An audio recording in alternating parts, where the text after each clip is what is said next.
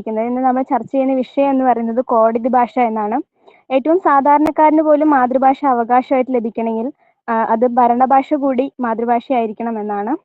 ഇന്ത്യയിലെ മറ്റ് പല സംസ്ഥാനങ്ങളിലും ഇത്തരം മാതൃഭാഷ അവകാശമായിട്ട് ലഭിക്കുന്നുണ്ടെങ്കിലും മലയാളത്തെ തുടരെ അവഗണിക്കുന്ന ഒരു രീതി നമ്മൾ ഇന്ന് കണ്ടുവരുന്നുണ്ട്.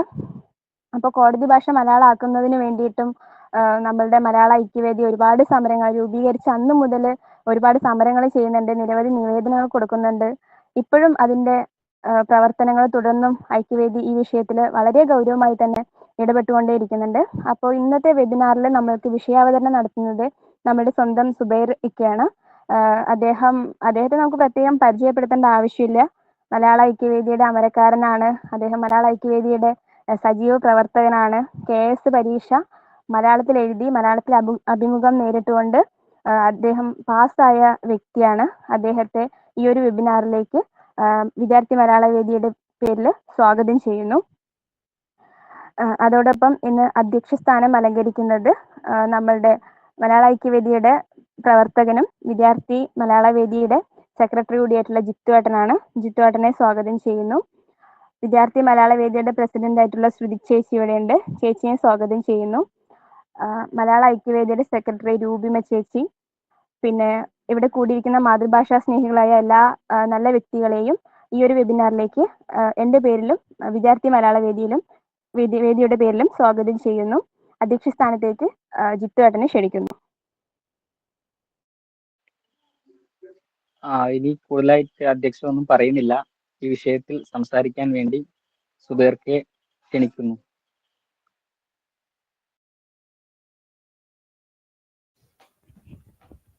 പ്രിയപ്പെട്ട ജിത്തു, രോഷിത, ശ്രുതി, രൂപിമ ഉൾപ്പെടെയുള്ള പ്രതിവട്ടൻ ഉൾപ്പെടെയുള്ള ഈ കൂട്ടായ്മയിലുള്ള വ്യക്തികളെ, മാതൃഭാഷാ ദിനമാണ് ഫെബ്രുവരി 21. ആ ദിനത്തോടനുബന്ധിച്ചും പൊതുവായി മലയാള ഐക്യവേദിയും വിദ്യാർത്ഥി മലയാള വേദിയും ഒക്കെ മുന്നോട്ട് വയ്ക്കുന്ന ആശയങ്ങളുടെ പ്രചാരണത്തിൻ്റെ ഭാഗമായിട്ടുമുള്ള ഒരു പരിപാടി എന്നുള്ള നിലയ്ക്കാണ് ഇതിൽ സംസാരിക്കുന്നത്. എന്നെ സംബന്ധിച്ചിടത്തോളം 1-2 ദിവസമായിട്ട് പനിയായിരുന്നു, പൂർണ്ണമായി മാറിയിട്ടില്ല. അതുകൊണ്ട് അധിക നേരം സംസാരിക്കില്ല എന്നാണ് എനിക്ക് പറയാനുള്ളത്. ഇതിൽ പ്രധാനമായിട്ടും ആദ്യ ഭാഗത്ത് ജനാധിപത്യവും കോടതിയും എന്നുള്ള ഒരു സംഗതിയും, തുടർന്ന് എന്താണ് ഇവിടെ ഇതുവരെ കോടതി ഭാഷയുമായി ബന്ധപ്പെട്ട്, പ്രത്യേകിച്ച് കീഴ്ക്കോടതി ഭാഷയുമായി ബന്ധപ്പെട്ട് നടന്നത് എന്നുള്ള ഒരു ഭാഗവും, അതിൻ്റെ ഇപ്പോഴത്തെ അവസ്ഥ എന്താണ്, അല്ലെങ്കിൽ ഇതുമായി ബന്ധപ്പെട്ട മറ്റ് സംസ്ഥാനങ്ങളിലെയൊക്കെ അവസ്ഥ എന്താണ് എന്നുള്ള ഒരു സമീപനം മുന്നോട്ട് വെക്കലുമാണ് എൻ്റെ ഉദ്ദേശം. ഇന്ന് വിദ്യാർത്ഥി മലയാള വേദി ആയതുകൊണ്ട് തന്നെ ഒരു കാര്യം പറയുന്നത് ഉചിതമാവുമെന്ന് തോന്നുന്നു. ഇന്ന് ബിജു പോൾ എന്ന് പറഞ്ഞ തൃശ്ശൂർ ലോ കോളേജിലെ വിദ്യാർത്ഥിയായിരുന്ന, അല്ലെങ്കിൽ ഇപ്പോഴും വിദ്യാർത്ഥി എന്ന് പറയാവുന്ന 48 വയസ്സുകാരനായ ആൾ വിളിച്ചിരുന്നു. അദ്ദേഹം 25 വർഷം മുമ്പ് ഒരു വാഹനാപകടത്തിൽ തൻ്റെ ശരീരം തകർന്നു പോവുകയും അതിൻ്റെ ഭാഗമായിട്ട് നട്ടലിന് പരിക്ക് പറ്റുകയും തുടർന്ന് പൂർണ്ണമായും വീൽ ചെയറിലായി പോവുകയും അവിടുന്ന് ജീവിതം തിരിച്ചു പിടിക്കാൻ വേണ്ടി ഡിഗ്രി ഉൾപ്പെടെ എടുക്കുകയും ചെയ്തൊരു വ്യക്തിയാണ്. ഡിഗ്രി എടുത്തതിന് ശേഷം 2019 ബിജു പോൾ LLBക്ക് തൃശ്ശൂർ ലോ കോളേജിൽ ചേരുന്നു. 3 വർഷ നിയമ ബിരുദത്തിനാണ് ബിജു ചേരുന്നത്. അങ്ങനെ ബിജു 2019 ചേർന്നു. 1ാം സെമസ്റ്റർ പരീക്ഷ എഴുതി. ആ പരീക്ഷയിൽ ചോദ്യങ്ങൾ ഇംഗ്ലീഷിലാണ്, ഇംഗ്ലീഷിൽ തന്നെ ഉത്തരവും എഴുതണം. ബിജുവിന് അത് വേണ്ടത്ര നന്നായിട്ട് തൻ്റെ ആശയങ്ങളെ ആവിഷ്കരിക്കാൻ കഴിഞ്ഞില്ല എന്നാണ് ബിജു പറയുന്നത്. തൃശ്ശൂർ ലോ കോളേജിൽ അധ്യാപനം നടക്കുന്നത് മലയാളത്തിലാണ് പോലും. അതുപോലെ തന്നെ അവിടുത്തെ മറ്റ് കാര്യങ്ങളും ഒരു പരിധിവരെ മലയാളത്തിൽ തന്നെ നടക്കുന്നു. പക്ഷേ പരീക്ഷയിലേക്ക് എത്തുമ്പോൾ അവർക്ക് കിട്ടുന്ന ചോദ്യപേപ്പറുകളും അതോടനുബന്ധിച്ച് അവർ എഴുതേണ്ട ഉത്തരങ്ങളും ഇംഗ്ലീഷിൽ മാത്രമായി പോകുന്ന ഒരവസ്ഥയാണ് ഇന്നുമുള്ളത്. പലപ്പോഴും വിദ്യാർത്ഥികൾ ചെയ്യുന്നത് ഏറ്റവും ഏറ്റവും മോശമായിട്ടുള്ള ഉത്തരങ്ങൾ ഗൈഡായിട്ട് വാങ്ങിയിട്ട് ആ ഗൈഡ് ബൈഹാർട്ട് പഠിച്ച് എഴുതുന്ന അവസ്ഥയാണ് ഇപ്പോഴും ലോ കോളേജിൽ നിലനിൽക്കുന്നത് എന്നതാണ് തിരുവനന്തപുരത്തെ ലോ കോളേജിലായാലും കോഴിക്കോട്ടെ ലോ കോളേജിൽ നിന്നൊക്കെ ആയിട്ട് കിട്ടുന്ന വിവരങ്ങൾ. അങ്ങനെ ബിജുവിന് 1ാം സെമസ്റ്റർ പരീക്ഷ എഴുതി. ബിജുവിന് വേണ്ടത്ര തൻ്റെ ആശയങ്ങൾ ആവിഷ്കരിക്കാൻ കഴിഞ്ഞില്ല എന്നുള്ളത് കൊണ്ട് ബിജു 2ാം സെമസ്റ്റർ പരീക്ഷയാകുമ്പോഴേക്ക് കാലിക്കറ്റ് യൂണിവേഴ്സിറ്റിക്ക് ഒരു അപേക്ഷ കൊടുത്തു. തന്നെ മലയാളത്തിൽ പരീക്ഷ എഴുതാൻ അനുവദിക്കണം.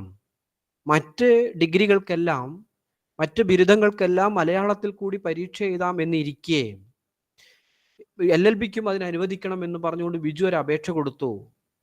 അപേക്ഷ കാലിക്കറ്റ് യൂണിവേഴ്സിറ്റി നിഷ്കരുണം തള്ളിക്കളഞ്ഞു. നിഷ്കരണം തള്ളിക്കളഞ്ഞതിൻ്റെ അടിസ്ഥാനത്തിൽ ബിജു ഹൈക്കോടതിയിൽ ഒരു റിട്ട് കൊടുത്തു, തന്നെ മലയാളത്തിൽ പരീക്ഷ എഴുതാൻ അനുവദിക്കണമെന്ന് പറഞ്ഞ്. ഇത് 2024 2022 ബിജുവിൻ്റെ കോഴ്സ് കഴിയേണ്ടതാണ്. പക്ഷേ ഹൈക്കോടതിയിൽ നിന്ന് ഇതുവരെ ഒരു തീരുമാനവും ഇക്കാര്യത്തിൽ വന്നിട്ടില്ല എന്നാണ് ബിജു പറയുന്നത്. ഒരു ഭിന്നശേഷിക്കാരൻ തൻ്റെ എല്ലാ ഊർജവും എടുത്ത് പഠിക്കാൻ ശ്രമിക്കുകയും എന്നാൽ ഇംഗ്ലീഷ് ആകുന്ന ഇരുമ്പുമറയിൽ തട്ടി തെറിച്ചു പോവുകയും ചെയ്യുന്ന അതിഭീകരമായ മനുഷ്യാവകാശ ലംഘനമാണ് ഈ അവസ്ഥയിൽ നടന്നത്. ഹൈക്കോടതി പോലും അത് പരിഗണിക്കാൻ കഴിയുന്നില്ല, അല്ലെങ്കിൽ സമയബന്ധിതമായി തീർക്കാൻ കഴിയില്ല എന്നുള്ളത് ജനാധിപത്യ കേരളത്തിന് നാണക്കേടാണ്. ബിജു തൃശ്ശൂരിലെ ഒല്ലൂരിൽ ഇപ്പോഴും വീട്ടിൽ അകത്ത് ചുരുണ്ടുകൂടി ഇരിപ്പുണ്ട്, ഒരു വീൽ ചെയറിൽ.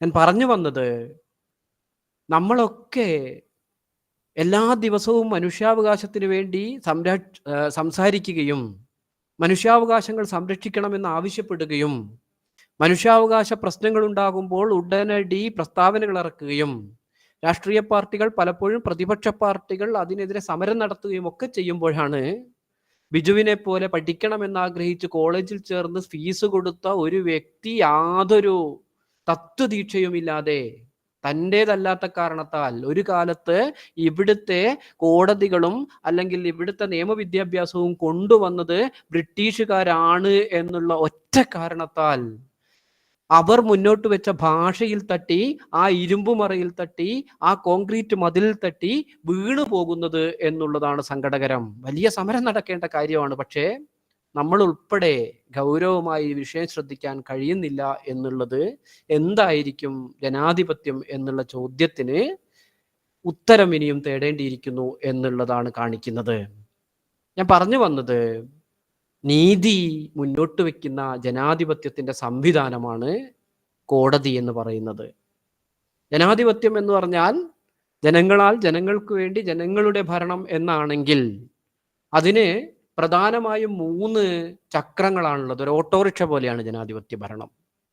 ആ ഓട്ടോറിക്ഷയിലെ എല്ലാ ടയറിനും 3 ടയറിനും ഒരുപോലെ കാറ്റ് ആവശ്യമുണ്ട്.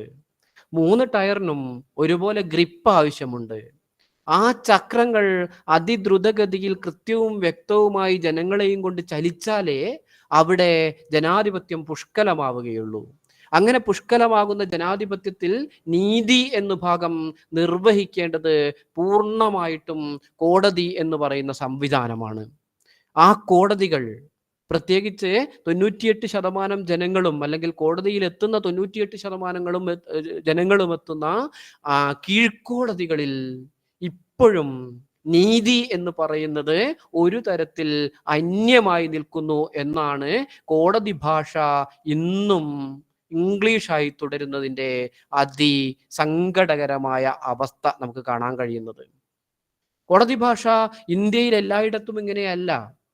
കീഴ്ക്കോടതി ഭാഷ. കീഴ്ക്കോടതി എന്താണ് എന്ന് പറയാം. ഇവിടെയുള്ള ആളുകൾക്ക് വ്യക്തതയില്ലാത്ത ചിലരെങ്കിലും ഉണ്ടാവുന്നത് കൊണ്ട് കീഴ്ക്കോടതി എന്ന് പറഞ്ഞു കഴിഞ്ഞാൽ ഹൈക്കോടതിക്ക് കീഴിലുള്ള ജില്ലാ കോടതിയും കുടുംബ കോടതിയും ഫാസ്റ്റ് ട്രാക്ക് കോടതിയും അതിന് കീഴെയുള്ള മുനിസിഫ് കോടതികളും മജിസ്ട്രേറ്റ് കോടതികളും അതുപോലെ തന്നെ പോക്സോ കോടതികൾ ഉൾപ്പെടെയുള്ള ഏറ്റവും താഴെത്തട്ടിൽ ഉള്ള ഗ്രാമീണ ന്യായാലയം ഉൾപ്പെടെയുള്ള സംവിധാനങ്ങളെയാണ് കീഴ്ക്കോടതികൾ എന്ന വാക്കുകൊണ്ട് നമ്മൾ ഉദ്ദേശിക്കുന്നത്. കേരളത്തിൽ ഒറ്റ കോടതി അതിൽ നിന്ന് മാറി നിൽക്കുള്ളൂ, അത് ഹൈക്കോടതിയാണ്.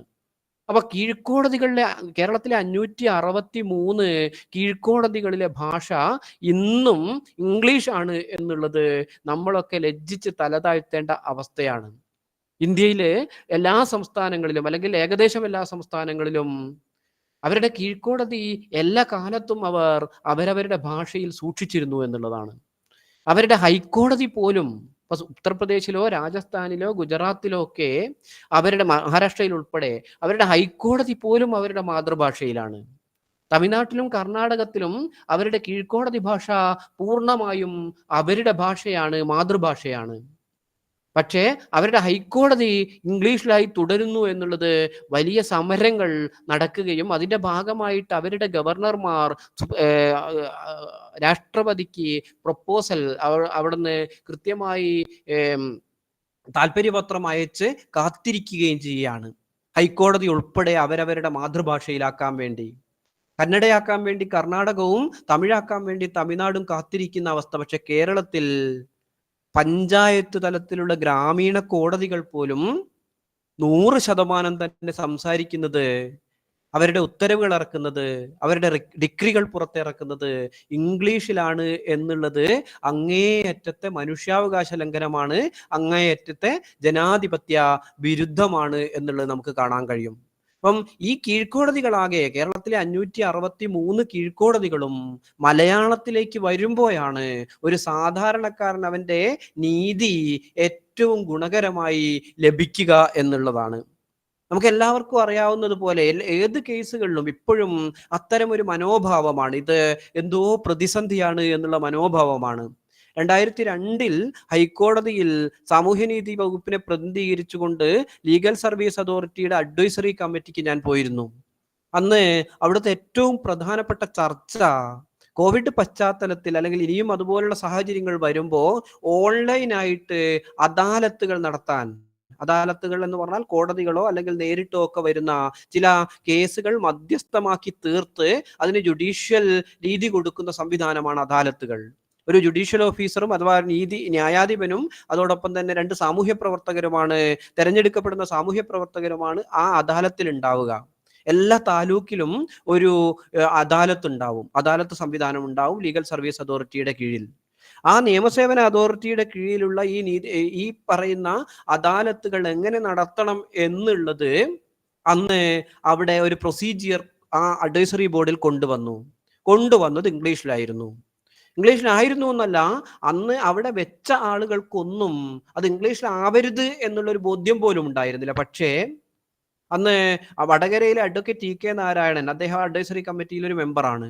അതുപോലെ തന്നെ ഐലുവിന്റെ മറ്റൊരു അവിടുത്തെ അഡ്വക്കേറ്റ്, അതോടൊപ്പം സാമൂഹ്യനീതി വകുപ്പിനെ പ്രതിനിധീകരിച്ച് ചെന്ന ഞാനും കൂടിയിട്ട് ഇത് ഇംഗ്ലീഷിലല്ല വേണ്ടത് എന്നും, സാധാരണക്കാരിൽ സാധാരണക്കാരായ ആളുകളാണ് താലൂക്ക് ലീഗൽ സർവീസ് അതോറിറ്റികളിലെത്തി അദാലത്തിലേക്ക് കേസ് കൊടുക്കുന്നതെന്നും കോടതികൾ പോലും അത്തരം ആളുകളെയാണ് അങ്ങോട്ട് അയക്കുന്നതെന്നും അത്തരം കേസുകൾ മധ്യസ്ഥമാക്കലാണ് അദാലത്തിന്റെ ചുമതല. അതുകൊണ്ട് അദാലത്തിന്റെ പ്രൊസീജിയർ മനസ്സിലാക്കേണ്ടത് സാധാരണക്കാരിൽ സാധാരണക്കാരായ ജനങ്ങളായതുകൊണ്ട്, നിസ്വരായ ജനങ്ങളായതുകൊണ്ട്, അവശന്മാരും അർത്ഥന്മാരും ആലംബഹീനന്മാരുമായ ആളുകളായതുകൊണ്ട് അത് കേരളത്തിന്റെ മാതൃഭാഷയിലാവുന്നതാണ് ജനാധിപത്യം, അതാണ് നീതി എന്ന് നമ്മൾ വാദിക്കുകയുണ്ടായി. അങ്ങനെ വാദിച്ചിട്ടും പക്ഷേ ഇപ്പോഴത്തെ സുപ്രീം കോടതി ജഡ്ജിയായ അന്നത്തെ ആ യോഗത്തിന്റെ അധ്യക്ഷനോ അതുമായി ബന്ധപ്പെട്ട ആളുകൾക്കോ ആ തരത്തിൽ അത് മനസ്സിലായില്ല. പിന്നീട് ആലോചിക്കാം എന്നും പറഞ്ഞിട്ട് അന്നത്തെ അഡ്വക്കേറ്റ് ടി.കെ. നാരായണൻ ഉൾപ്പെടെയുള്ള ആളുകളുടെ വാദത്തെ അവർ മാറ്റിവെക്കുകയാണ് ഉണ്ടായത്. അഥവാ അങ്ങനെ ഉൾക്കൊള്ളാൻ, ഇത്തരം സംഗതികൾ മലയാളത്തിൽ സാധ്യമാണ്, മാതൃഭാഷയിൽ സാധ്യമാണ് എന്ന് ഉൾക്കൊള്ളാൻ 1947 വിട്ടുപോയി എന്ന് പറയപ്പെടുന്ന കൊളോണിയലിസത്തിന്റെ ആ ഭൂതം മനസ്സിൽ പേറുന്ന മലയാളിക്ക് അല്ലെങ്കിൽ അങ്ങനെയുള്ള ആളുകൾക്കൊന്നും നമുക്കുൾപ്പെടെ നാട്ടിൽ ഉൾപ്പെടെ പലപ്പോഴും കഴിയുന്നില്ല എന്നുള്ളതാണ് സത്യം.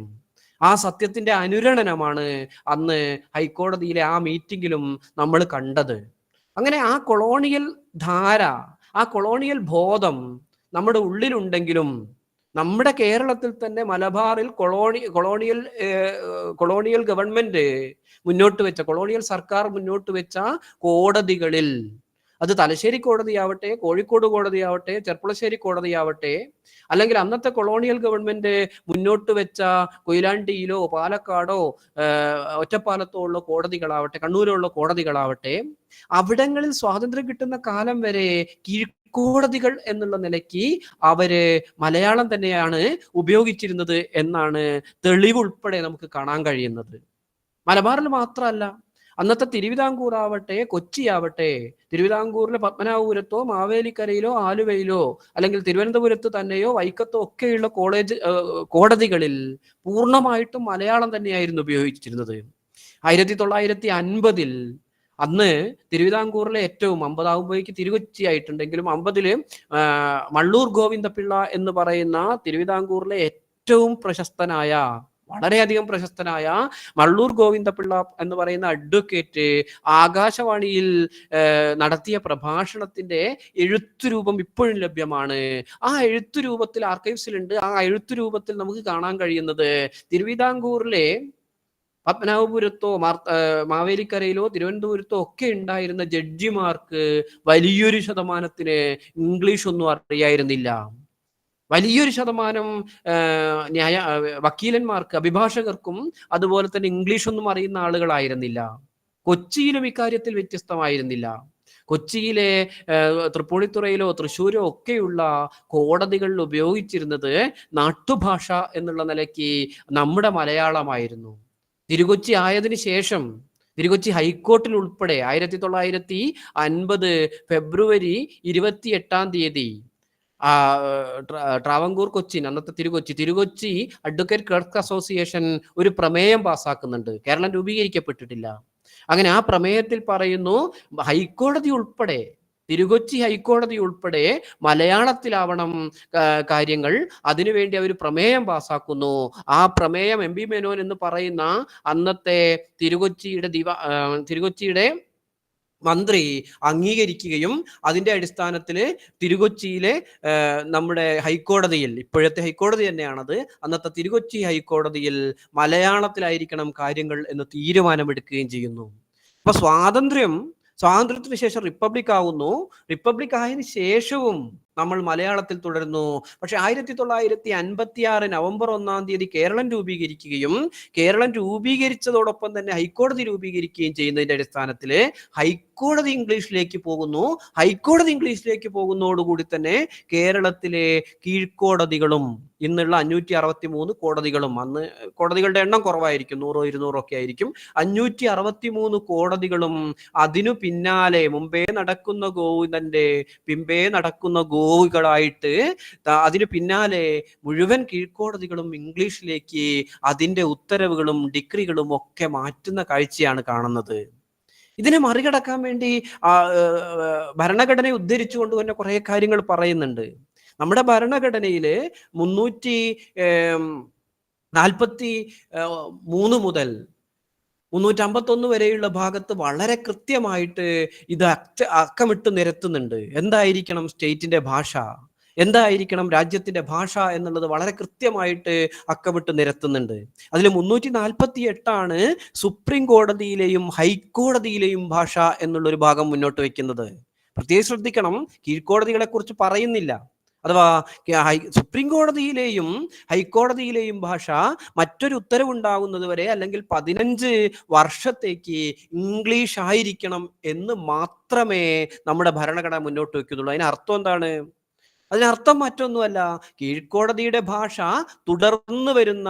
അവിടങ്ങളിൽ തുടർന്നു വരുന്ന അവിടങ്ങളിലെ റീജിയണൽ ലാംഗ്വേജ് അല്ലെങ്കിൽ അവിടങ്ങളിലെ ഒഫീഷ്യൽ ലാംഗ്വേജ് ആയിരിക്കണം എന്ന് നേരത്തെ 1908 സിവിൽ നിയമ നടപടിക്രമങ്ങൾ, CPC എന്ന് പറയും, സിവിൽ പ്രൊസീജിയർ കോഡ്, സിവിൽ നടപടിക്രമങ്ങളില് 137 വകുപ്പിൽ പറയുന്നത് പോലെ കീഴ്ക്കോടതികളിലെ ഭാഷ അവിടവിടങ്ങളിൽ നടന്നു വരുന്ന പ്രാദേശിക ഭാഷകൾ അതല്ലെങ്കിൽ അവിടവിടങ്ങളിലെ ഒഫീഷ്യൽ ലാംഗ്വേജ് ആയിരിക്കണം എന്നുള്ളത് നേരത്തെ തീരുമാനിക്കപ്പെട്ടതാണ്. CPC നമ്മൾ തുടരുന്നു, IPC തുടരുന്നു, CRPC തുടരുന്നു, എവിഡൻസ് ആക്ട് തുടരുന്നു, ഇതും തുടരുന്നു എന്നുള്ളതായിരുന്നു ഭരണഘടന മുന്നോട്ട് വെച്ച ആശയം. സുപ്രീം കോടതിയിലെയും ഹൈക്കോടതിയിലെയും കാര്യത്തിൽ മാത്രം നടപടിക്രമങ്ങളിൽ 15 വർഷത്തേക്ക് ഇംഗ്ലീഷ് തുടർന്നും ഉപയോഗിക്കാം എന്നാണ് പറയുന്നത് എന്നതിനർത്ഥം പ്രാദേശിക ഭാഷകൾ തന്നെയാണ് ഒഫീഷ്യൽ, അതാത് പ്രദേശത്തെ ഔദ്യോഗിക ഭാഷകൾ തന്നെയാണ് കോടതികളിൽ തുടരേണ്ടത്, കീഴ്ക്കോടതികളിൽ തുടരേണ്ടത് എന്നാണ്. പക്ഷേ കേരളത്തിൽ അത് നടന്നില്ല. ഇന്ത്യയിലെ മിക്ക സംസ്ഥാനങ്ങളിലും അത് നടന്നു, പക്ഷേ കേരളത്തിൽ അത് നടന്നില്ല. അതിന്റെ അടിസ്ഥാനത്തിൽ 1969 കേരളത്തിലെ ഔദ്യോഗിക ഭാഷകൾ നിയമം, അതിനു മുമ്പ് 1963 തന്നെ നാഷണൽ ഔദ്യോഗിക ഭാഷാ നിയമം വരുന്നു. അതിലും പറയുന്നു സുപ്രീം കോടതിയിലെയും ഹൈക്കോടതിയിലെയും ഒഴികെയുള്ള കാര്യത്തിൽ അവരവരുടെ പ്രാദേശിക ഭാഷയായിരിക്കണം. വകുപ്പ് 7 73 നാഷണൽ ഒഫീഷ്യൽ ലാംഗ്വേജ് ആക്ട് വകുപ്പ് 7 അനുസരിച്ച് പ്രാദേശിക ഭാഷയിലായിരിക്കണം കീഴ്ക്കോടതികൾ എന്ന് പറയുന്നു. ഇതിന്റെ അടിസ്ഥാനത്തിൽ പിന്നീട് കേരളത്തിൽ വന്ന ഇതിന്റെ നിയമത്തിലും ഔദ്യോഗിക കീഴ്ക്കോടതിയിലായിരിക്കണം എഴുതി വെക്കപ്പെടുന്നു. നോട്ടിഫിക്കേഷനിലും അത് പറയുന്നു. 78 മുതൽ 82 വരെയുള്ള 5 വർഷ പരിപാടി, ഭരണഭാഷ മലയാളമാക്കുന്ന 5 വർഷ പരിപാടി, ആ 5 വർഷ പരിപാടിയിൽ 79, 80 കാലഘട്ടത്തിൽ താലൂക്ക് തലം വരെയുള്ള കോടതികളും 80, 81 കാലഘട്ടത്തിൽ ജില്ലാ തലം വരെയുള്ള കോടതികളും 81, 82 കാലഘട്ടത്തിൽ ഈ പറയുന്ന കോടതികളെല്ലാം ഒന്നിച്ചും മലയാളത്തിലാവാനുള്ള സമയവും പദ്ധതിയും അതിന്റെ കർമ്മ പരിപാടിയും തീരുമാനിക്കപ്പെട്ടിരുന്നു. പക്ഷേ സെക്രട്ടേറിയറ്റിൽ നിന്ന് വഞ്ചി അനങ്ങിയില്ല. വഞ്ചി അനങ്ങാത്തതിന് ഒരുപാട് കാരണങ്ങൾ ഉണ്ടാവാം. അപ്പോഴേക്കും കാലം കുറെ കഴിഞ്ഞതായിരിക്കും. കുറെ കാലം കഴിഞ്ഞത് കൊണ്ട് ഈ കാര്യങ്ങൾ നമ്മളെല്ലാം മറന്നുപോയതായിരിക്കും. പണ്ട് ഇംഗ്ലീഷുകാർ ഭരിച്ചവരാണ് ഇത് വന്നത് എന്നും അത് മറികടക്കേണ്ടത് ദേശീയ സ്വാതന്ത്ര്യ സമരധാരയുടെ ഒരു ബാക്കി പത്രമാണെന്നും നമ്മളുടെ മനസ്സിനെ അപകോളനീകരിക്കേണ്ട ഉത്തരവാദിത്വം നമുക്കുണ്ട് എന്നുള്ളതെല്ലാം നമ്മൾ മറന്നുപോയതായിരിക്കാം. ചിരബന്ധന മാർന്ന പക്ഷി തൻ ചിറകിൻ ശക്തി മറന്നുപോകിലാം എന്ന് ആശാൻ പറയുന്നുണ്ട്. ഒരു വേള പഴക്കമേറിയാൽ ഇരുളും മെല്ലെ വെളിച്ചമായിരും. അങ്ങനെ ആ ഇരുള് വെളിച്ചമായത് കൊണ്ടായിരിക്കാം 1985 ഇതൊന്നും നടന്നില്ല. 85 അന്നത്തെ സർക്കാർ തീരുമാനിക്കുന്നു, ഇതിനു വേണ്ടി അങ്ങനെയാണെങ്കിൽ ഈ പ്രായോഗിക പ്രശ്നങ്ങളാകെ പറഞ്ഞുകൊണ്ടിരിക്കുകയാണ്, ഇതിനു വേണ്ടി ഒരു കമ്മീഷനെ നിയമിക്കാം.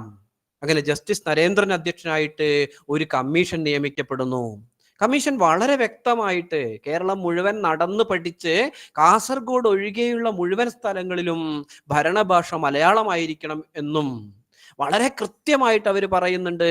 സാധാരണക്കാരായ വ്യവഹാരിക്കും കോടതി നടപടിക്കും മധ്യേ നിലകൊള്ളുന്ന ഇംഗ്ലീഷ് ഭാഷയാകുന്ന ഇരുമ്പുമറ മാറിയാലല്ലാതെ സാധാരണക്കാർക്ക് നമ്മുടെ കോടതി നടപടികളിൽ കൂടുതൽ സജീവമായി സഹകരിക്കാൻ സാധിക്കില്ല. അതുകൊണ്ട് എന്തെല്ലാം തടസ്സങ്ങളുണ്ടെങ്കിലും അതൊക്കെ തരണം ചെയ്ത് കോടതി ഭാഷ മലയാളമാക്കുന്ന പ്രക്രിയ മുഴുമിക്കാതെ നിവൃത്തിയില്ല എന്ന് നരേന്ദ്രൻ കമ്മീഷൻ 1987 റിപ്പോർട്ട് കൊടുത്തുകൊണ്ട് പറയുന്നു.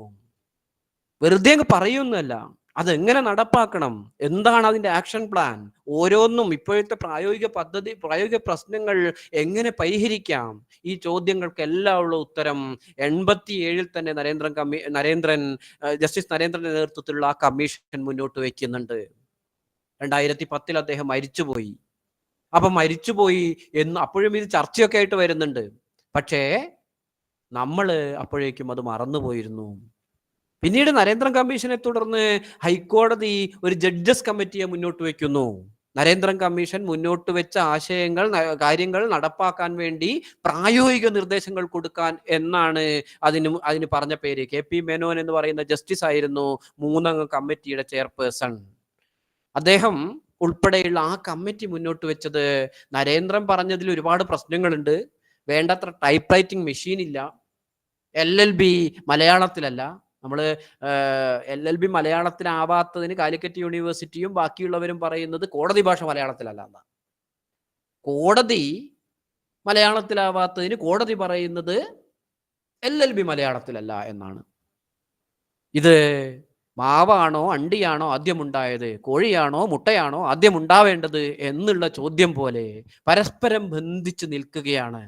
അങ്ങനെ കെ പി മേനോന്റെ നേതൃത്വത്തിലുള്ള 3 അംഗ ജഡ്ജസ് കമ്മിറ്റി പറയുന്നു പ്രായോഗിക പ്രശ്നങ്ങൾ, ടൈപ്പ് റൈറ്റിംഗ്, LLB നിയമങ്ങൾ മലയാളത്തിലാവാത്തത് എന്നൊക്കെ പറഞ്ഞിട്ട് 10 വർഷം വേണം ഇത് നടപ്പാക്കാൻ. പറയുന്നത് 1988 അങ്ങനെ 88 ഹൈക്കോടതി വീണ്ടും അത് പരിശോധിച്ചിട്ട് 5 മുതൽ 7 വർഷം വരെ വേണം എന്ന് പറഞ്ഞിട്ട് സർക്കാരിലേക്ക് റെക്കമെൻഡ് ചെയ്യുന്നു. അഥവാ 88 7 വർഷം എടുത്താലും 1995 കീഴ്ക്കോടതി ഭാഷകളാകെ മലയാളത്തിലാവേണ്ടതായിരുന്നു. കേരളത്തിലെ 563 കോടതികളും മലയാളത്തിലാവേണ്ടതായിരുന്നു, ആയില്ല.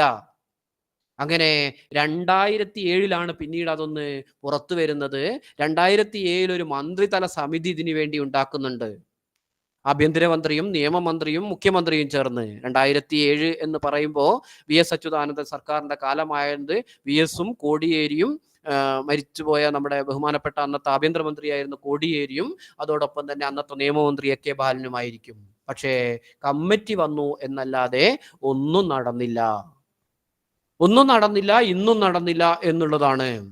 അപ്പം അന്ന് നരേന്ദ്രൻ കമ്മീഷൻ മുന്നോട്ട് വെച്ച ആശയങ്ങളിൽ പ്രധാനപ്പെട്ട എതിർവാദങ്ങളായി ജഡ്ജസ് കമ്മിറ്റിയും അതോടൊപ്പം തന്നെ നമ്മുടെ നിയമമേഖലയിലുള്ളവരും പറഞ്ഞത്, ഒന്ന്, നിയമങ്ങളും ചട്ടങ്ങളും മലയാളത്തിൽ ലഭ്യമല്ല എന്നുള്ളതാണ്. നിയമങ്ങളും ചട്ടങ്ങളും മലയാളത്തിൽ ലഭ്യമാണ്. ഇപ്പൊ കേരളത്തിലെ ഏതൊരാൾക്കും, നമുക്കുൾപ്പെടെ എറണാകുളത്തെ ലോ ബുക്സിലോ അല്ലെങ്കിൽ തിരുവനന്തപുരത്തെ സുകുമാർ ബുക്സിലോ ഒക്കെ പോയി കഴിഞ്ഞാൽ മലയാളത്തിൽ തന്നെ നിയമങ്ങൾ നമുക്ക് ലഭ്യമാണ്, ഏകദേശം എല്ലാ നിയമങ്ങളും. അത് ഔദ്യോഗികമായി പ്രഖ്യാപിക്കാൻ വീണ്ടും ഒരു പരിശോധനാ കമ്മിറ്റിയെ വെച്ചാൽ നടക്കുന്നതേ ഉള്ളൂ. രണ്ടാമത്, കേരളത്തിലെ നിയമങ്ങൾ, കേരളത്തിലെ പ്രധാനപ്പെട്ട നിയമങ്ങൾ തന്നെ, ഇപ്പം നമ്മളുടെ ഭൂനിയമങ്ങളുണ്ട്. ഇപ്പൊ ഭൂപരിഷ്കരണ നിയമത്തിൽ ഒരു 100-150 മലയാളം വാക്കുകൾ ഇപ്പോഴും ഇംഗ്ലീഷ് ഇല്ലാതെ നമുക്ക് കാണാൻ കഴിയും. കുഴിക്കൂറ്, കാണം, പാട്ടം, ഇതൊക്കെ മലയാളത്തിൽ തന്നെയാണ് ആ നിയമത്തിൽ പ്രതിപാദിക്കുന്നത്. ഇപ്പോഴും കേരളത്തിൽ നിലവിലുള്ള ശ്രീ പണ്ടാരവക ലാൻഡ്സ് ആക്ട് 1966 എൻ്റെ ഓർമ്മ. ആ നിയമം, ശ്രീ പണ്ടാരവക എന്നുള്ള ആ നിയമത്തിന്റെ തന്നെ പേരാണ്. ശ്രീപാദം എൻഫ്രഞ്ച്മെന്റ് ആക്ട് 1970 ആ നിയമങ്ങളൊക്കെ പേരിൽ പോലും മലയാളമാണ്, അതിന് ഇംഗ്ലീഷ് ഇല്ല എന്നുള്ളതാണ് പ്രശ്നം. കാണവും പാട്ടവും കുഴിക്കൂറും ഒക്കെ, അല്ലെങ്കിൽ കുടികിടപ്പുകാർ എന്നുള്ളതാണ് നമ്മുടെ ഭൂപരിഷ്കരണ നിയമത്തിലെ വളരെ പ്രധാനപ്പെട്ട ഒരു സെക്ഷൻ. ആ സെക്ഷന്റെ പേര് തന്നെ കുടികിടപ്പുകാർ എന്നാണ്. ഇതെന്താണ്? എന്നിട്ടും പറയുന്നു മലയാളത്തിന് ഇംഗ്ലീഷ് ഇല്ലാത്തതല്ല, ഇംഗ്ലീഷിന് മലയാളം ഇല്ലാത്തതല്ല, മലയാളത്തിന് ഇംഗ്ലീഷ് ഇല്ലാത്ത പ്രശ്നമുണ്ട്, അത് പരിഹരിക്കപ്പെടാവുന്നതേ ഉള്ളൂ. ഇനി ഇംഗ്ലീഷ് ഇല്ലെങ്കിൽ തന്നെ ആ വാക്കിനെ തൽസമമായോ തൽഭവമായോ എടുത്തുപയോഗിച്ച് ആളുകൾക്ക് മനസ്സിലാകുന്ന രീതിയിൽ പ്രത്യയങ്ങൾ ചേർത്ത് മലയാളത്തിൽ തന്നെ ഇത് ഇറക്കാവുന്നതേ ഉള്ളൂ. ഇപ്പൊ ഹൈക്കോടതി ചെയ്തിട്ടുണ്ട്. ഹൈക്കോടതി AI-യുടെ സഹായത്തോടുകൂടി, ആർട്ടിഫിഷ്യൽ ഇന്റലിജൻസിന്റെ സഹായത്തോടുകൂടി, നിർമ്മിത ബുദ്ധിയുടെ സഹായത്തോടുകൂടി 403 ഉത്തരവുകൾ ഇപ്പൊ മലയാളത്തിലാക്കിയിട്ടുണ്ട് ഹൈക്കോടതി. ഈ കോടതികളുടെ ഇല്ല. സാധാരണക്കാരിൽ 98% കയറി ചെല്ലുന്ന കീഴ്ക്കോടതികൾ ഇപ്പോഴും മലയാളത്തിലായിട്ടില്ല. ഹൈക്കോടതി ഉത്തരവുകൾ ഏറ്റവും അവസാനത്തത് കഴിഞ്ഞ 2023 ഓഗസ്റ്റ് 3 പുറത്തിറങ്ങിയ ഉത്തരവ് കഴിഞ്ഞ ദിവസം ഈ വെള്ളിയാഴ്ച 403-ാമതായിട്ട് ഹൈക്കോടതിയുടെ സൈറ്റിൽ മലയാളത്തിൽ പുറത്തിറങ്ങിയിട്ടുണ്ട്. കീഴ്ക്കോടതി ഭാഷയുടെ കാര്യത്തിൽ ഇപ്പോഴും മിണ്ടാതിരിക്കുകയാണ്. ഇവിടെയാണ് പ്രശ്നം. ഇന്ത്യയിലെ മറ്റെല്ലാ സംസ്ഥാനത്തിനുമാകാം, ലോകത്തെ ജനാധിപത്യത്തെ മുന്നോട്ട് വയ്ക്കുന്ന ലോകത്തെ ഏത് പ്രദേശത്തിനും അവരവരുടെ ഭാഷയിൽ തന്നെ ജനാധിപത്യം അനുഭവവേദ്യമാവുക എന്നുള്ളത് പ്രധാനപ്പെട്ടതാണ്. ഈ പ്രശ്നത്തെ നമുക്ക് അഡ്രസ്സ് ചെയ്യേണ്ടതുണ്ട്. അപ്പം രണ്ടാമത് പറയുന്ന വളരെ പ്രധാനപ്പെട്ട എതിർവാദം, നിയമങ്ങൾ സങ്കീർണമായ ഭാഷയിലാണ്, മലയാളത്തിന് പദസമ്പത്തില്ല എന്നാണ്. അത് നമ്മുടെ ജസ്റ്റിസ് നരേന്ദ്ര കമ്മീഷൻ തന്നെ ഖണ്ഡിച്ച സംഗതിയാണ്. ആ സംഗതിയെ വീണ്ടും പറയുന്നതിൽ കാര്യമില്ല. പറയുന്നത് പോലെ 403 ഉത്തരവുകൾ ഹൈക്കോടതിക്ക് മലയാളത്തിലേക്ക് കൊണ്ടുവരാനും വലിയ പ്രയാസമൊന്നും ഉണ്ടായില്ലെങ്കിൽ, കഴിഞ്ഞ 2023 ഓഗസ്റ്റിലോ മറ്റോ ആണ് ആ പരിപാടി തുടങ്ങുന്നത്. നിർമ്മിത ബുദ്ധി ഉപയോഗിച്ചിട്ട് ഹൈക്കോടതിയുടെ ഉത്തരവുകൾ മലയാളത്തിലാക്കുന്ന പരിപാടി തുടങ്ങുന്നത്. അപ്പൊ കീഴ്ക്കോടതികളിൽ വളരെ എളുപ്പത്തിൽ ഇത് സാധ്യമാണ്. കേരളത്തിലെ ഒരു ഗ്രാമീണ കോടതി, പാലക്കാടുള്ള ഗ്രാമീണ കോടതി മാത്രം കുറച്ചു കാലം, ഇപ്പൊ ഇറങ്ങുന്നുണ്ടോ എനിക്കറിയില്ല, കുറച്ചു കാലം മലയാളത്തിൽ ഉത്തരവിറക്കിയിരുന്നു. 2009 മുതൽ 2011 വരെ ഓംബുഡ്സ്മാൻ, തദ്ദേശ സ്വയംഭരണ ഓംബുഡ്സ്മാൻ ആയിരുന്ന ജസ്റ്റിസ് ഹരിഹരൻ നായർ ഈ വിഷയത്തിൽ വളരെ ഗൗരവമായി പഠനം നടത്തുകയും അദ്ദേഹത്തിന്റെ ഓഫീസും ഉത്തരവുകളും പൂർണ്ണമായും മലയാളത്തിൽ ഇറക്കുകയും ചെയ്യുന്നു. അദ്ദേഹം എപ്പോഴും ജീവിച്ചിരിപ്പുള്ള ആളാണ് തിരുവനന്തപുരത്ത്. പൂർണ്ണമായും മലയാളത്തിൽ ഇറക്കിയിരുന്നു. അപ്പം പദസമ്പത്തിന്റെ പ്രശ്നങ്ങളൊന്നും അല്ല, മറിച്ച് ഇത് വേണ്ട എന്ന് വെച്ചിട്ടാണ്. ജനാധിപത്യം ആ രീതിയിൽ നീതി ജനങ്ങളിലേക്ക് എത്തണോ വേണ്ടേ എന്നുള്ള ബോധ്യത്തില് പണ്ട് ബ്രിട്ടീഷുകാരെങ്ങനെയാണോ നിറത്തിലും മണത്തിലും അല്ലെങ്കിൽ വസ്ത്രത്തിലും വ്യത്യാസമുള്ള ഭാരതീയരെ, മലയാളികളെ മാറ്റി നിർത്തിയത്, അതേപോലെ വരേണ്യ വിഭാഗം ജനാധിപത്യത്തിൽ നിന്ന്, മനുഷ്യാവകാശത്തിൽ നിന്ന് സാധാരണക്കാരനെ പുറത്ത് നിർത്തുകയാണ്, വെയിലത്ത് നിർത്തുകയാണ്, മഴയത്ത് നിർത്തുകയാണ്. ഈ മഴയത്ത് നിർത്തുന്ന പരിപാടിയാണ് നമ്മൾ സമരത്തിലൂടെ മറികടക്കേണ്ടത്. സമരങ്ങൾ മാത്രമാണ് ഇത്തരം സംഗതികളുടെ ഒരേ ഒരു വഴി. അതാണ് ബോധ്യമുണ്ടാക്കുന്നത്. നമുക്കറിയാം 2019 ഐതിഹാസികമായ 19 ദിവസത്തെ നമ്മുടെ ഐക്യമലയാള പ്രസ്ഥാനത്തിന്റെ സമരമാണ് കേരളത്തിന്റെ PSCയിലേക്ക് മലയാളത്തെ കയറ്റിവിട്ടത്. ഭരണഭാഷയുമായി ബന്ധപ്പെട്ട് കോമാട്ടിൽ അച്യുതമേനോൻ കമ്മിറ്റിയും അതിനുശേഷം പഞ്ചവർഷ പരിപാടിയും ഒക്കെ ആയിട്ടുണ്ടായിരുന്നില്ല. 1983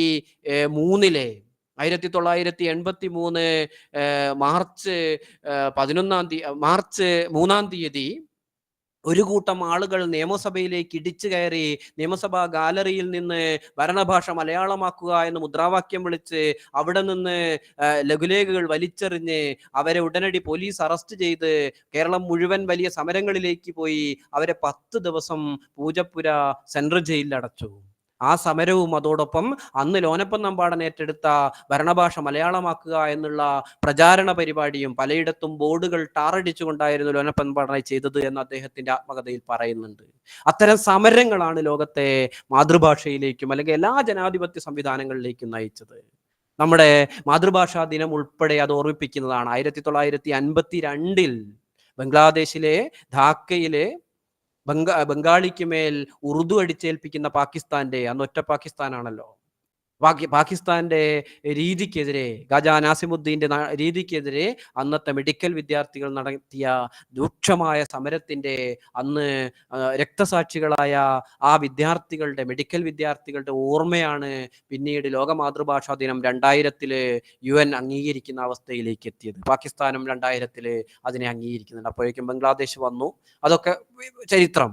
അപ്പം ആ രീതിയിലുള്ള സമരങ്ങളിലൂടെ മാത്രമേ നമുക്ക് ഈ ഒരു വിഷയത്തിൽ ആളുകളെ മുന്നോട്ട് കൊണ്ടുപോകാൻ കഴിയൂ. എഴുതി വെച്ചിട്ട് കാര്യമില്ല. 2008 ഗ്രാമീണ ന്യായാലയ നിയമം വരുന്നത്. 2008 ഗ്രാമീണ ന്യായാലയ നിയമത്തിന്റെ വകുപ്പ് 29 പറയുന്നു, ഇംഗ്ലീഷ് അല്ലാത്ത ആ പ്രദേശത്തിന്റെ ഔദ്യോഗിക ഭാഷ, സംസ്ഥാനത്തിന്റെ ഔദ്യോഗിക ഭാഷയാണ് ഉത്തരവുകൾക്ക് ഉപയോഗിക്കേണ്ടത്. കേരളത്തിൽ 30 ഗ്രാമീണ ന്യായാലയങ്ങളുണ്ട്. തിരുവനന്തപുരത്ത് വെള്ളനാട് ഉൾപ്പെടെ 30 ഗ്രാമീണ ന്യായാലയങ്ങളുണ്ട്. അതിൽ പാലക്കാട് ഒഴികെയുള്ള എല്ലാ ഗ്രാമീണ ന്യായാലയങ്ങളിലും ഇന്നും ഉത്തരവുകൾ ഇറങ്ങിക്കൊണ്ടിരിക്കുന്നത് നല്ല കട്ടുകട്ടി ഇംഗ്ലീഷിലാണ്. ഗ്രാമീണ ന്യായാലയ നിയമത്തിന്റെ ഉദ്ദേശം തന്നെ സാധാരണക്കാരായ ആളുകളുടെ വീട്ടുപടിക്കലേക്ക് നീതി എത്തിക്കുക എന്നുള്ളതാണ്. സാധാരണക്കാരായ ആളുകൾ കട്ടുകട്ടി ഇംഗ്ലീഷിലാണല്ലോ വീട്ടിൽ പ്രയോഗിച്ചു കൊണ്ടിരിക്കുന്നത്. അപ്പം ആ വീട്ടുപടിക്കിലേക്ക് നീതി എത്തിക്കുന്നത് കടുകട്ടി ഇംഗ്ലീഷിലായി പോകുന്ന അവസ്ഥ ഉണ്ട്.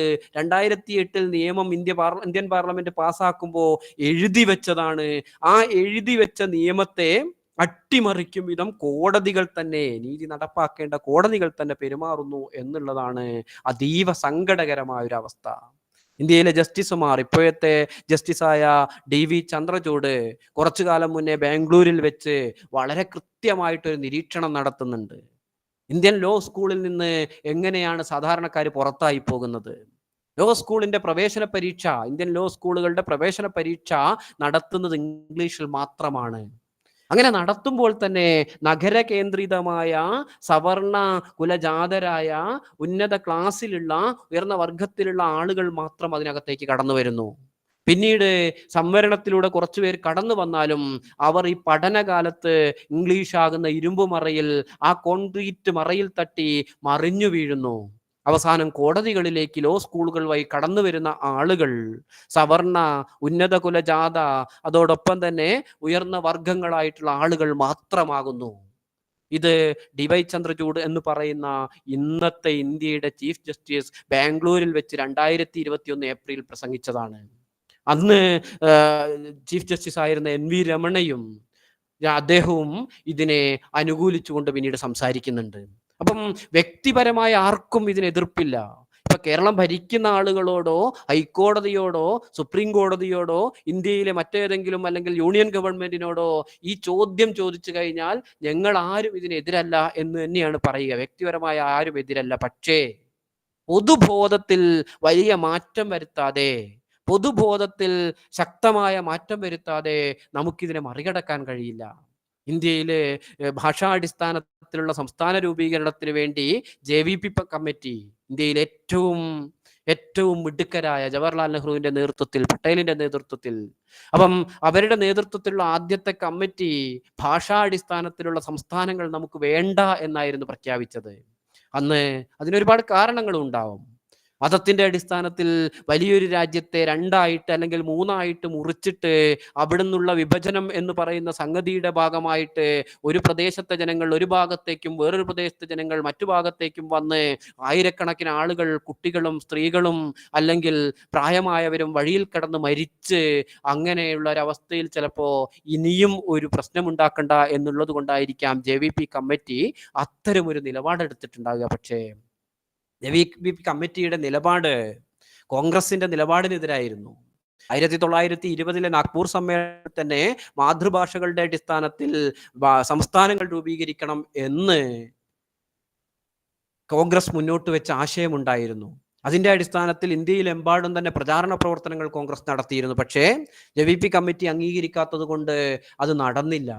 അങ്ങനെ 1952 ഒക്ടോബർ 19 പൊട്ടി ശ്രീരാമലു, നമുക്കെല്ലാം അറിയാവുന്ന ആ രക്തസാക്ഷി പൊട്ടി ശ്രീരാമലു മദ്രാസില് തുടങ്ങുകയാണ് നിരാഹാരം.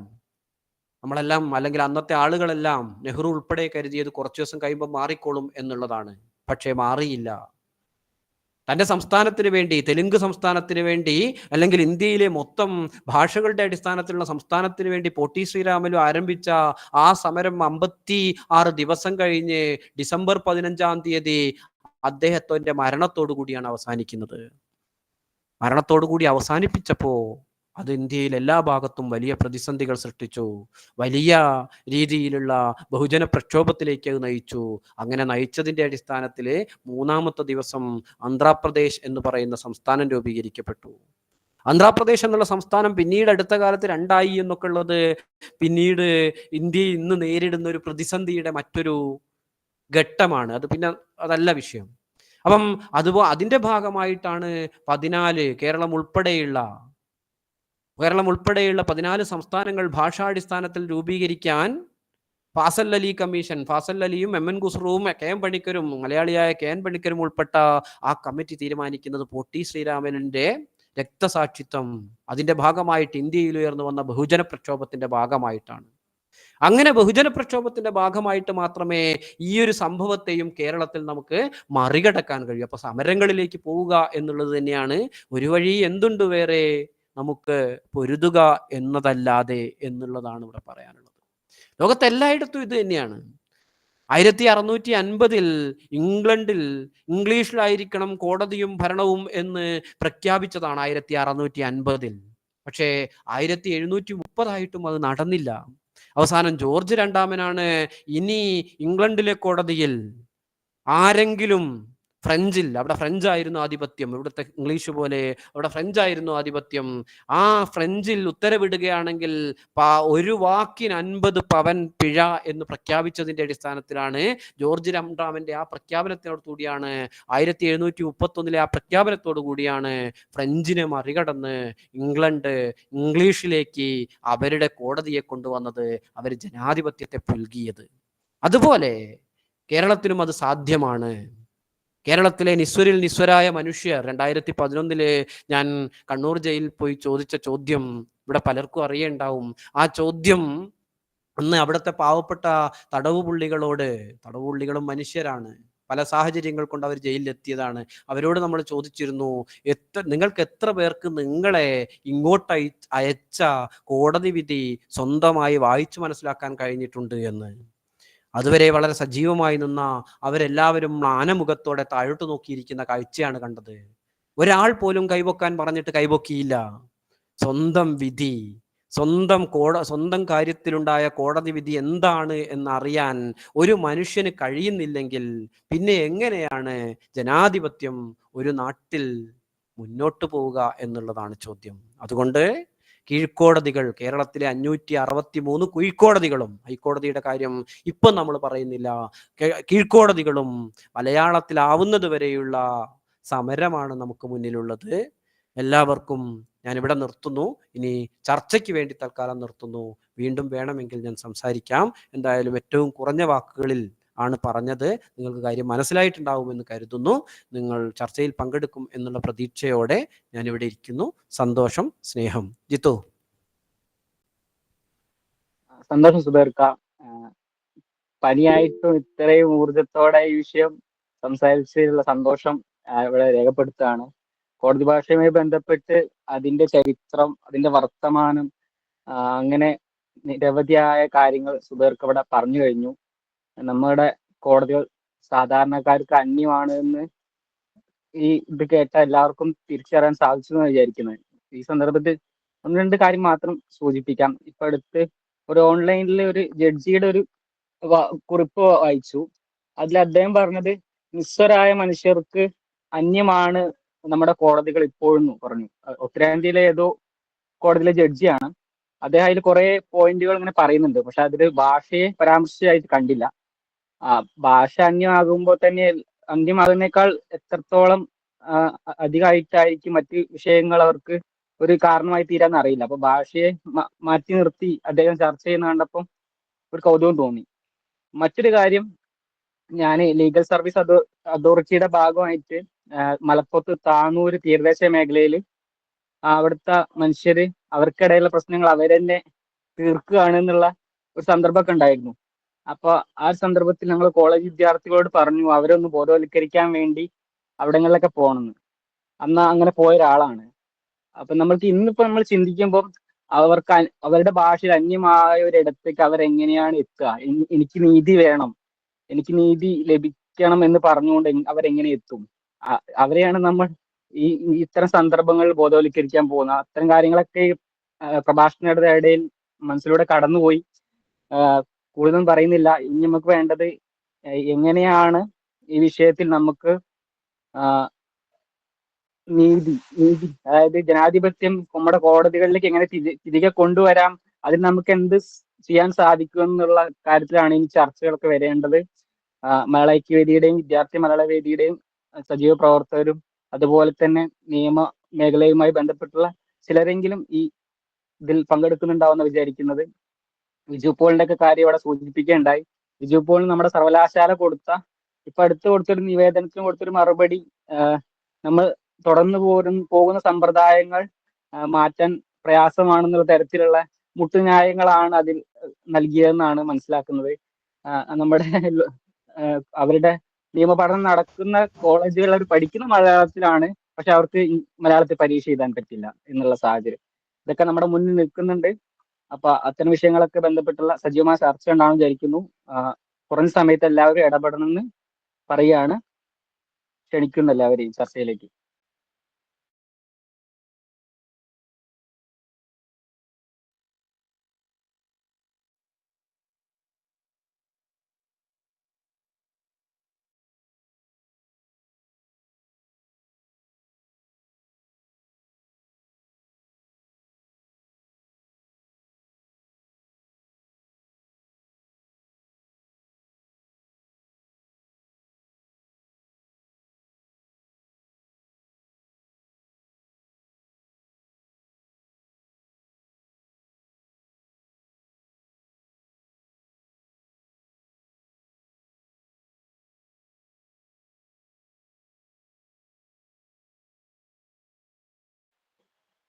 ആരും ഒന്നും പറഞ്ഞ് എനിക്ക് കേൾക്കാത്താണോ എന്നറിയില്ല. ഇന്ന് ഇടപെട്ട് കാണുന്നില്ല. നമുക്ക് ഈ ഇടം പൂർണ്ണമായും ജനാധിപത്യമായ ഇടമാണ്. നമുക്ക് തുറന്ന ചർച്ചയ്ക്കുള്ള എല്ലാ സാധ്യതകളുള്ള ഒരിടമാണ് എന്ന് മാത്രം പറയുകയാണ്.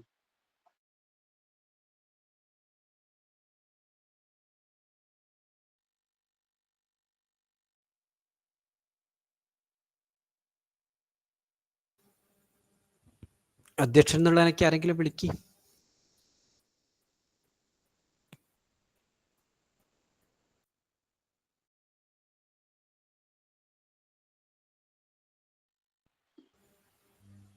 ഇനി നമ്മുടെ സമരങ്ങൾ തന്നെയാണല്ലോ ഈ വിഷയത്തിൽ നമുക്ക് ഇനി മുന്നോട്ട് കൊണ്ടുപോകേണ്ടത്. അപ്പോൾ ആ നിലയിൽ നമ്മുടെ മഹിളാ ഐക്യവേദിയുടെ പ്രസിഡന്റ് അല്ല ഹരിമാഷ് ഇവിടെ ഉണ്ട്. മാഷ് ഈ വിഷയത്തിൽ ഒന്ന് ചർച്ചയിൽ ഇടപെടണമെന്നാണ് പറയാനുള്ളത്.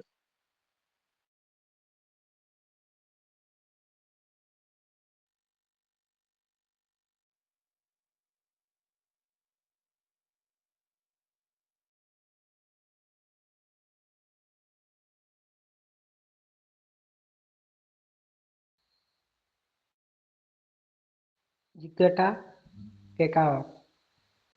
മിഥുനെ പറ, കേക്കാം. പിന്നെ ഹരിമാഷ് സംസാരിക്കുന്നില്ല. അതിന് മുമ്പ് ഞാനൊന്ന് എൻ്റെ ഒരു സംശയം സുബേർഖാനോട് ചോദിക്കാനാണ്.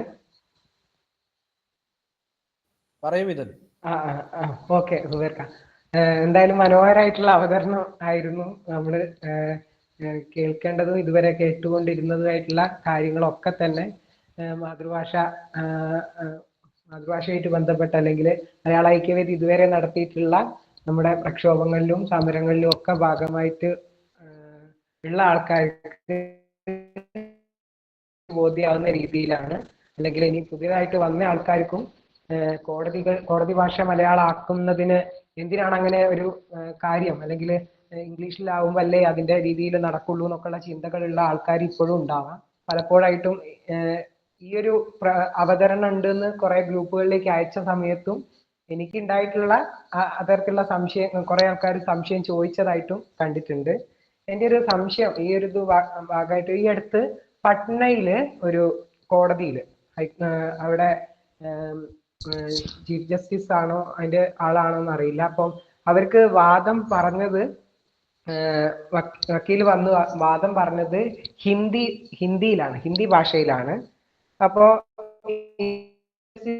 പറഞ്ഞു ഇംഗ്ലീഷ് ആക്കി കഴിഞ്ഞാൽ മാത്രമേ ഞാൻ ആ വാദം എടുക്കൂ എന്നുള്ള, അല്ലെങ്കിൽ ആളുകളിലേക്ക് മനസ്സിലാവണമെങ്കിൽ ഇംഗ്ലീഷ് ആവണം എന്നുള്ള രീതിയിൽ ഒരു വാദം, അല്ലെങ്കിൽ താൻ എടുക്കുന്നില്ല എന്നുള്ള രീതിയിൽ അവിടെ പറഞ്ഞു. അപ്പം ആദ്യമായിട്ടായിരിക്കാം, സാധാരണ ചീഫ് ജസ്റ്റിസ് എന്തെങ്കിലും പറഞ്ഞു കഴിഞ്ഞാൽ അത് കേട്ടു നിൽക്കുന്ന രീതിയിൽ നിന്ന് വ്യത്യസ്തമായിട്ട് അവിടെ ഒരു വാദപ്രതിവാദം ഉണ്ടാവുകയും ഇത് തീർത്തും ജനാധിപത്യപരമാണ്, ഹിന്ദിയിലാണ് എനിക്ക് എൻ്റെ ഞാനൊരു വക്കീൽ എന്ന നിലയിൽ ഞാനുമായിട്ട് ബന്ധപ്പെട്ട ഒരു കാര്യം എൻ്റെ ഭാഷയിൽ പറയുമ്പോൾ മാത്രമേ എനിക്കത് കൃത്യമായിട്ട് പറയാൻ പറ്റൂ എന്ന് ആ ആള് വാദിക്കുകയും ചെയ്തിട്ടുണ്ട്. അപ്പൊ ഇത്തരത്തില് ഒരു ചീഫ് ജസ്റ്റിസും അതേപോലെ തന്നെ ഇത്തരത്തിലുള്ള ഒരു വക്കീലും തമ്മിൽ ഭാഷ വ്യത്യാസം ഉണ്ടാകുന്ന സമയത്ത് ഒരു ട്രാൻസ്ലേറ്ററെ പകരമായിട്ട് അങ്ങനെ ഒരാളെ വെക്കാറുണ്ടോ ഇടനിലക്കാരായിട്ട് എന്നുള്ള ഒരു സംശയം എനിക്ക് ചോദിക്കാനുണ്ട്. അങ്ങനെ ഒരു കാര്യം ഉണ്ടോ എന്നുള്ളതാണ് ആദ്യത്തെ ഒരു സംശയം.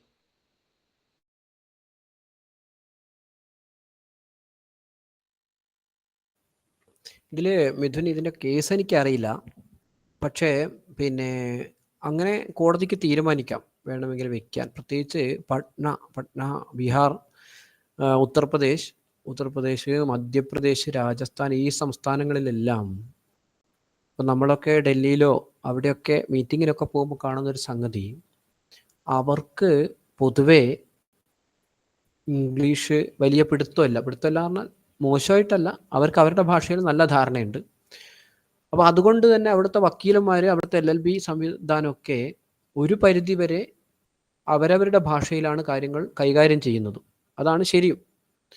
അപ്പോൾ അത്തരം സാഹചര്യങ്ങളിൽ ഹൈക്കോടതിയാണെങ്കിൽ ഹൈക്കോടതിക്ക് ഇംഗ്ലീഷിലും തുടരാം. പക്ഷേ മറ്റ് സംസ്ഥാനങ്ങളിൽ നിന്നൊക്കെ ചിലപ്പോൾ ഇവിടുന്ന് കേരള ഹൈക്കോടതിയിൽ ഒരു ജഡ്ജായിരിക്കും പട്ന ഹൈക്കോടതിയിലേക്ക് പോകുന്നുണ്ടാവുക. പട്ന ഹൈക്കോടതിയിലെ ജഡ്ജ് പോകുന്നത് പിന്നെ തമിഴ്നാട് ഹൈക്കോടതിയിലേക്ക്, മദ്രാസ് ഹൈക്കോടതിയിലേക്കായിരിക്കും. അപ്പം ആ രീതിയിൽ ആയതുകൊണ്ട് അവർക്ക് ഇത് മനസ്സിലാവാത്തൊരു സാഹചര്യം ഉണ്ടെങ്കിൽ അവിടെ ട്രാൻസ്ലേറ്ററെ വെക്കാൻ ബഹുമാനപ്പെട്ട കോടതിക്ക് അധികാരമുണ്ട്. കോടതിക്കകത്ത് തന്നെ, ഹൈക്കോടതിക്കകത്ത് തന്നെ ട്രാൻസ്ലേറ്റർമാർ ഔദ്യോഗികമായി നിയമിക്കപ്പെട്ടവർ തന്നെ ഉണ്ട്. അത് ഇപ്പം നമ്മുടെ കീഴ്ക്കോടതികളിൽ തെളിവുകൾ പലതും നമ്മൾ കൊടുക്കുന്നത് മലയാളത്തിലല്ലേ. അത് ഹൈക്കോടതിയിലെത്തുമ്പോൾ അവിടുത്തെ ട്രാൻസ്ലേറ്റേഴ്സ് ഈ പറയുന്ന രീതിയിൽ ഇംഗ്ലീഷിലേക്ക് മാറ്റിയിട്ടാണ് കൊടുക്കുന്നത്. അപ്പം ട്രാൻസ്ലേഷൻ എന്നുള്ളത് നിഷിദ്ധമല്ല. ഈ സംഗതി കൃത്യമായിട്ട് ഞാൻ കാണാത്തതുകൊണ്ട് അതുമായി ബന്ധപ്പെട്ട് എനിക്ക് പ്രതികരിക്കാൻ കഴിയില്ല. മറ്റാരെങ്കിലും വക്കീൽമാരുണ്ടെങ്കിൽ, ഞാനൊരു വക്കീലല്ല, ഞാനിതിനെ ഒരു KS ഓഫീസർ മാത്രമാണ്. ഇത്തിരി എന്താണ് ഇതിൻ്റെ തിയറി അറിയാമെന്നല്ലാതെ പ്രാക്ടിക്കലായിട്ട് ഹൈക്കോടതി പോകുന്ന വക്കീലന്മാരാരെങ്കിലും അവർക്കൊന്ന് പ്രതികരിച്ചാൽ നന്നാവും ഈ കാര്യം, മിഥുൻ പറഞ്ഞ കാര്യത്തോട്.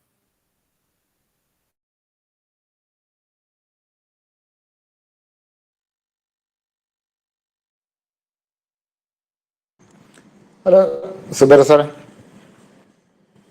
പറയൂ. അതെൻ്റെ ഒരു ബാബു എന്ന്. പിന്നെ അതെ വളാഞ്ചേരി. അതെ ശരി മാഷെ പറ.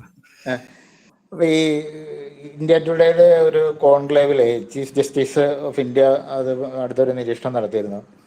ഈ സുപ്രീം കോടതി വിധികളും അവിടുത്തെ വാദങ്ങളും ഒക്കെ ഈ തത്സമയം തന്നെ പ്രാദേശിക ഭാഷയിലേക്ക് ട്രാൻസ്ലേറ്റ് ചെയ്യുന്ന ഒരു സോഫ്റ്റ്വെയറിനെ കുറിച്ച് IIT ആയിട്ട് ഒരു ടൈപ്പ് ഉണ്ടാക്കിയിട്ടുണ്ട്. അത് അടുത്ത് തന്നെ നിലവിൽ വരുമെന്ന് പറഞ്ഞിരുന്നു.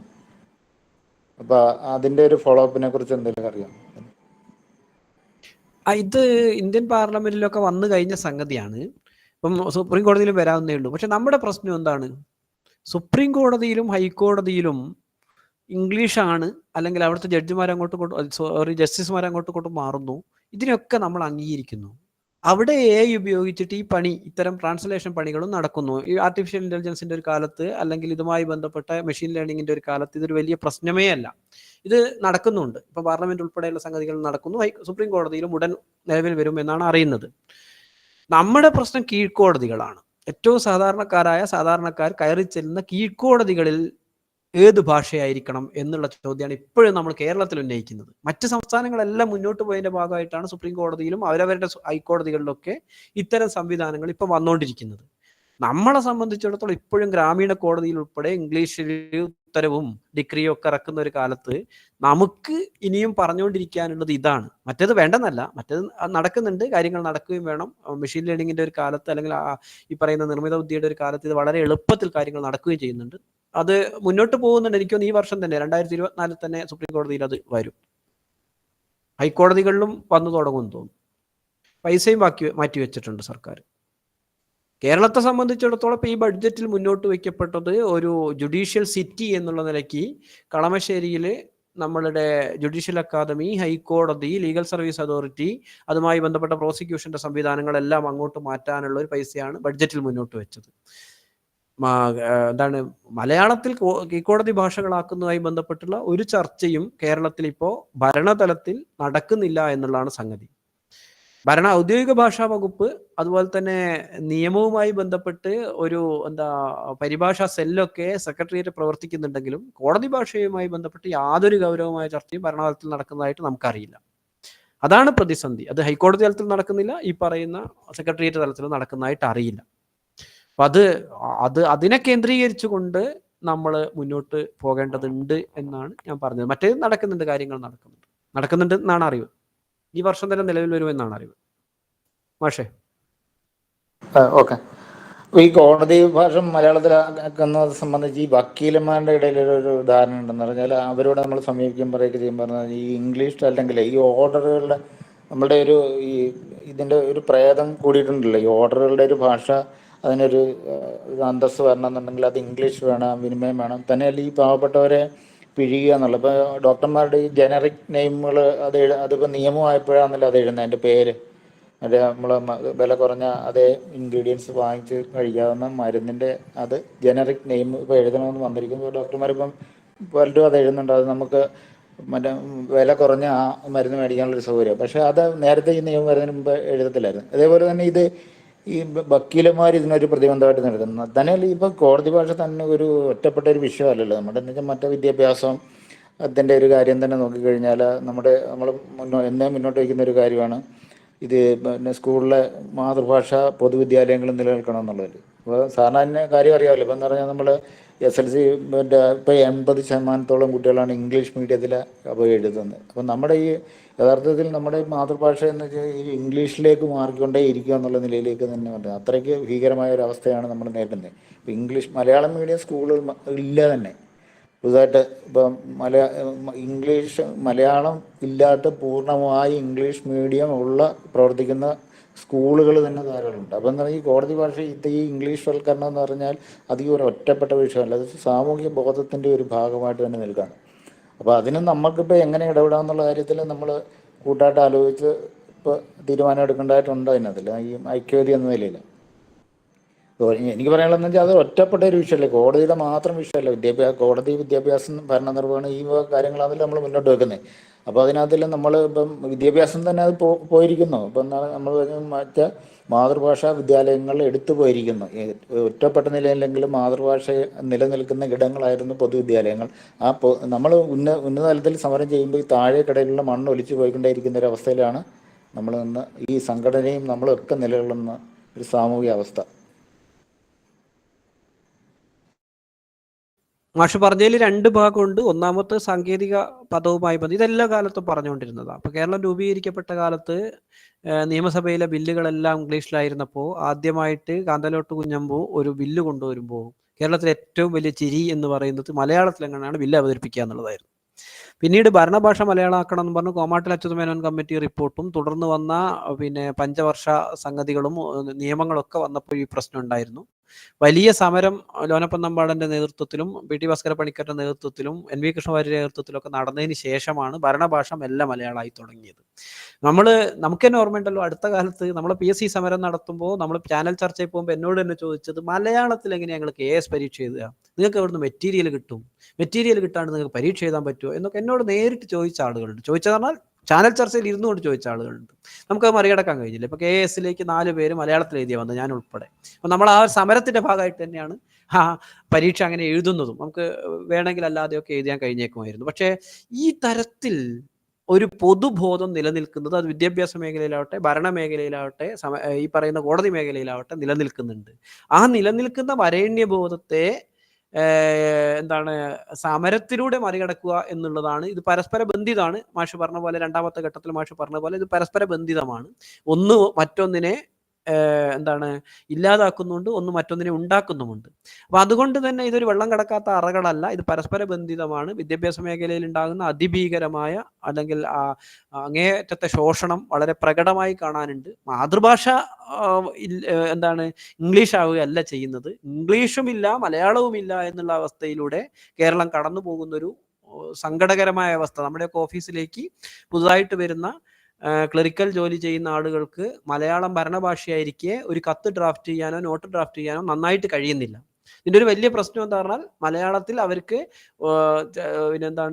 ഒരു വ്യക്തത കിട്ടുന്നില്ല എന്നുള്ളത് ക്ലാസ് മുറിയിൽ അതില്ലാത്തത് കൊണ്ടാണ്. ക്ലാസ് മുറിയിൽ ഇല്ല എന്നുള്ളത് അക്ഷരമാല ഇല്ലാത്ത പ്രശ്നമൊന്നുമല്ല, മറിച്ച് ക്ലാസ് മുറിയിൽ നമ്മൾ നേരത്തെ പഠിച്ചത് എല്ലാ വിഷയങ്ങളും മലയാളത്തിലാണ്. അപ്പോൾ മലയാളത്തിൽ നമ്മൾ എഴുതാൻ പഠിക്കും, അതോടുകൂടി നമ്മൾ ഇംഗ്ലീഷ് എന്നുള്ള ഭാഷയും നന്നായിട്ട് പഠിക്കും. അപ്പോൾ ഇത് രണ്ടും ഇല്ലാതായി പോകുന്ന ഒരു വിഭാഗത്തെ കേരളത്തിലെ വിദ്യാഭ്യാസ സമ്പ്രദായം വാർത്തെടുത്തുകൊണ്ടിരിക്കുന്നു. ഈ വാർത്തെടുത്തുകൊണ്ടിരുന്ന ആർക്കെങ്കിലും ഗുണം ചെയ്യുമോ? ഗുണകരമായി ടെക്നോളജിക്ക് അപ്പുറം ഒരു സംഗതിയിലും ഇത് ഗുണം ചെയ്യില്ല എന്നുള്ളതാണ് ഞാൻ മനസ്സിലാക്കുന്നത്. ഇപ്പം ഇത് അങ്ങോട്ടും ഇങ്ങോട്ടും ബന്ധിതമാണ്. ഈ സംഗതിയെ കോടതി ഭാഷ മാത്രമായിട്ടോ ഒന്നുമല്ല നമ്മൾ എടുക്കുന്നത്. നമ്മൾ PSC സമരം കഴിഞ്ഞു, ഈ പറയുന്ന രീതിയിൽ പഠന ഭാഷയുടെ സമരങ്ങൾ നമ്മൾ ചെയ്തുകൊണ്ടേയിരിക്കുന്നു. അതിൻ്റെ കൂടെ കോടതി ഭാഷയും എന്നുള്ളത് മാത്രമാണ് നമ്മൾ ഉന്നയിക്കുന്ന വിഷയം. അപ്പം മാഷോ നമ്മൾ തമ്മിൽ അതിലൊരു തർക്കം നിലനിൽക്കുന്നില്ല. അപ്പൊ എന്തായാലും ഈ തർക്കത്തിൽ നിലനിൽക്കുന്നതല്ല. ഈ അടുത്ത കാലത്ത് ഈ ലിറ്ററേച്ചർ ഫെസ്റ്റിവൽ നടന്ന തൃശ്ശൂർ നടന്നതിന് അതിലൊരു 9 പേരോളം ഈ ഒരു സെഷനിൽ പങ്കെടുത്ത് സേതുരാമൻ സാറിന്റെ നേതൃത്വത്തില്. അപ്പൊ ഒരാൾക്ക് പോലും അതിനെ കൗണ്ടർ ചെയ്യാൻ കഴിയില്ല. എല്ലാവരും അത് അംഗീകരിക്കുന്നതാണ്. നമ്മളെ ഈ സാങ്കേതിക പദങ്ങളൊക്കെ പോയിരിക്കുന്നു. സാങ്കേതിക സമാനമായ പദങ്ങൾ ഉപയോഗിക്കുക എന്നുള്ള നിലയിൽ അവരെല്ലാം ഒരു സമവായത്തിലെത്തി നല്ലൊരു സെഷനായിരുന്നു. ഒരാൾക്ക് പോലും ഇതിൻ്റെ ഒരു തടസ്സങ്ങൾ ഉന്നയിച്ച് ബോധ്യപ്പെടുത്താൻ കഴിഞ്ഞു. എല്ലാവരും അനുകൂലമായുള്ള ഒരു കാര്യമാണ് ആ സെഷനിൽ നടന്നൊരു കാര്യം. അത് മോഡറേറ്റ് ചെയ്തത് നമ്മുടെ സേതുരാമൻ സാറായിരുന്നു. ഇനി ഞാൻ നോക്കി അതിൽ പങ്കെടുത്തവരെല്ലാം വളരെ ഇതായിട്ട് പോകുന്നു. ഒരു തരത്തിലും നമ്മളിപ്പോൾ അദ്ദേഹം പറഞ്ഞൊരു കാര്യം എന്ന് പറഞ്ഞാൽ, നമ്മൾ ഈ ഇംഗ്ലീഷിന് വേണ്ടി വാശി പിടിക്കുമ്പം ഹയർ സെക്കൻഡറി പാഠപുസ്തകങ്ങൾ മലയാളത്തിലാക്കണമെന്ന് പറഞ്ഞാൽ മലയാളത്തിൽ ലഭ്യമല്ലെന്ന് പറഞ്ഞു. പക്ഷേ ഹയർ സെക്കൻഡറിയിലെല്ലാം പഠിപ്പിക്കുന്നത് മലയാളത്തിലാണ്. അവർ സയൻസിന് സമാനമായ പദങ്ങളില്ലെന്ന് പറയുന്ന അധ്യാപകരെല്ലാം പഠിപ്പിക്കുന്നത് മലയാളത്തിലാണ്. അപ്പോൾ അദ്ദേഹം പറഞ്ഞിരിക്കുക അതിനകത്ത് അതേ ഒരു റിസർച്ച് രീതിയിലാണല്ലോ എല്ലാ തരത്തിലുള്ള കാര്യങ്ങളും അന്വേഷിച്ച് പോയി ഇന്നത്. അപ്പം കോളേജുകളിലൊക്കെ പഠനം നടക്കുന്ന എല്ലാം ഇംഗ്ലീഷിലാണ്, പിന്നെ മലയാളത്തിലാണ് പഠിപ്പിക്കുന്നതെല്ലാം. പിന്നെ ഈ ഇംഗ്ലീഷിന് സാങ്കേതിക പദങ്ങളില്ലാത്തതിൽ വന്ന അതൊക്കെ നിരർത്ഥകമാണെന്നുള്ള നിലയിൽ വളരെ സ്ഥാപിച്ചു പോയൊരു സെഷനാണ്. അപ്പോൾ ഇത് പൊതുബോധത്തിൽ നിലനിൽക്കത്തില്ല. ഈ ഇംഗ്ലീഷ് വേണമെന്നുള്ള നിലയിലൊന്നും നിലനിൽക്കുന്ന കാര്യമല്ല. മലയാളത്തിന് സാർവത്രികമായ അംഗീകാരം കിട്ടിക്കൊണ്ടിരിക്കുന്ന ഒരു സന്ദർഭം കൂടി ഇപ്പോഴുണ്ടത്. ഹൈക്കോടതി തന്നെ വലിയ പ്രയാസമില്ലാതെ നിർമ്മിത ബുദ്ധിയുടെ സഹായത്തോടു കൂടി എല്ലാ വിധികളും മലയാളത്തിലേക്ക് മാറ്റിക്കൊണ്ടിരിക്കുന്നു. അപ്പം അത്തരം ഒരു സാഹചര്യത്തിൽ വാക്കുകളുടെയോ പദങ്ങളുടെയോ സാങ്കേതിക പദങ്ങളുടെയോ പ്രശ്നമല്ല, മറിച്ച് അത് എഴുതാൻ തയ്യാറാവാത്തതാണ് എന്നുള്ളതാണ് നമുക്ക് കാണാൻ കഴിയുന്നത്. ഒരുവിധം നന്നായിട്ടാണ് ആ ട്രാൻസ്ലേഷൻ വരുന്നത്. ഒന്ന് എടുത്ത് വായിച്ചു നോക്കിയാൽ അറിയാം. ഹൈക്കോടതിയുടെ സൈറ്റിൽ കയറി കഴിഞ്ഞാൽ നമുക്ക് അതിൻ്റെ വിവർത്തനം എന്ന് പറഞ്ഞാൽ മലയാളത്തിൽ തന്നെ കാണാം.